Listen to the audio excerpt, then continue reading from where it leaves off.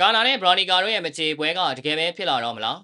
တိုက်ခိုက်အားကစားအစီအစဉ်ကိုတင်ဆက်ပေးတဲ့ K Side ဂျာနယ်ကနေအားလုံးကိုပြန်လည်ကြိုလိုက်ပါတယ်။ One Championship အမျိုးသမီးကစ်ဘောင်အစဉ်တိုင်းမှာတော်လေးပွဲစုနေပါတယ်။ဂျပန်စပါစတာကာနာမော်ရီမိုတိုကမြန်မာကျဲဝဲဘရော်နီကာကိုပြန်လည်စင်ခေါ်ထားပါတယ်။ကာနာကမကြသေးခင်ကလည်းဘရော်နီကာကိုလူသိရှင်ကြားစင်ခေါ်ခဲ့သလိုရောင်ပိုင်ကိုအနိုင်ယူပြီးမှလည်းဘရော်နီကာနဲ့မကြေပွဲကစားခြင်းကြောင့်တက်ပြီးတော့တောင်းဆိုခဲ့တာပါ။ကာနာကမွေတိုင်းမှာထွားမယ်ဆိုရင်ထိုးမယ်ဆိုပြီးတော့ပါစကားကုန်ပြောထားခဲ့တာပါ။ဘရော်နီကာရဲ့ One Championship ခီးလမ်းဘက်ကိုပြန်သွားကြည့်မယ်ဆိုရင်ကန်တစ်မယ်လေးကဝမ်းမှာ9ပွဲကစားပြီး၄ပွဲနိုင်တစ်ပွဲရှုံးထားပါတယ်။ရော်နီကာကဝမ်းမှာနောက်ဆုံး၄ပွဲဆက်လိုက်နိုင်ပွဲရရှိထားခဲ့တာပါ။ရော်နီကာကအတန်ဝိတ်မွေတိုင်းနဲ့ကစ်ဘောင်စင်မှာရှင်ရနေပြီးချန်ပီယံလုခွင့်အောင်ရတော့မယ်ဆိုပြီးသတင်းတွေကြီးနေခဲ့တာပါ။ဒါပေမဲ့ဝမ်ဘတ်ကလည်းဘရော်နီကာကိုခုထိချန်ပီယံကပတ်လုပွဲမပေးသေးပါဘူး။ဒါကဘရော်နီကာကိုထပ်ပြီးတော့ဆောင်းပွဲဆစ်အောင်မယ်ဆိုတဲ့သဘောမျိုးပါပဲ။ဒါကြောင့်မလို့ဘရော်နီကာနဲ့ကာနာရဲ့မကြေပွဲကထပ်ပြီးတော့ဖြစ်လာနိုင်ခြေရှိနေပါတယ်။ကာနာကလည်းဒီနောက်ပိုင်းစွမ်းဆောင်ရည်ပြန်ကောင်းသလိုဘရော်နီကာကလည်းနိုင်ပွဲတွေဆက်နေတာပါ။ဒါကြောင့်မလို့ဥက္ကဋ္ဌကြီးချက်တွေကပရိသတ်တွေစိတ်ဝင်စားဖို့အတွက်မကြေပွဲကိုတေချာပေါက်ပြန်တည်ပေးသွားမှာပါ။ဘရော်နီကာကလည်းနောက်ဆုံးပွဲထိုးလာတာကမေလာတုန်းကမလို့ပွဲဝင်နေပါပြီ။မကြခင်မှာဝမ်ဘတ်က